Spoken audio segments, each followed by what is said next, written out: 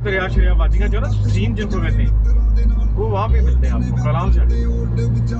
स्वाद तो ऐसे ही लगता है इसी तरह ही है। गोरा स्वाद जो है ना हेडक्वार्टर सैदो शरीफ वो ऐसे ही है, सैदो शरीफ वगैरह।